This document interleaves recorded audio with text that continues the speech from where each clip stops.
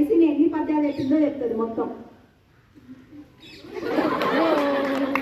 నిన్ననైతే నాతో 31 పద్యాలు వచ్చానది. ఆమెకి ఇచ్చిన టైం వాస్తవంగా 2 రోజులు. అంతకుముందు కొన్ని పద్యాలు జ్యోతి టీచర్ నేర్పించింది. అంటే తరగతిలో పుస్తకంలో ఉన్నాయని అంతకుముందు నేర్చుకుంది. మళ్ళీ పోటీలు అనగానే పుస్తకాలు ఎదురుపోయి మళ్ళీ శతక పద్యాలన్నీ నేర్చుకుంది. మొత్తం కలిపి 31 వచ్చని చెప్పింది. ఇప్పుడు ఎన్ని ఇవాళ ఎన్ని నేర్చుకున్నాం? 30. సరే, మొత్తానికి 31 తెలిసైతే ఇప్పుడు ఎన్ని అనేది నేను లెక్క పెట్టలేదు. ఏదైనా 7వ తరగతి అమ్మాయి 31 పద్యాలు కదా.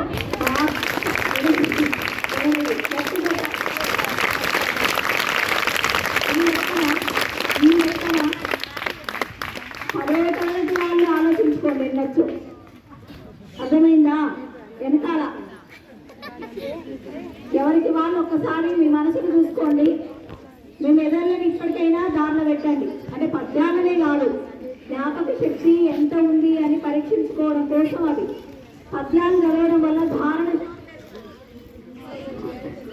పద్యాలు చదవడం వల్ల ఏమవుతుంది అంటే వినడానికి ఇంపుగా ఉంటే చెవులకని కాదు, జ్ఞాపక శక్తి ఇంకా ఇంకా డెవలప్ అయింది. సైంటిఫిక్ రీసెర్చ్ చేసినటువంటి నిరూపణ అన్నమాట.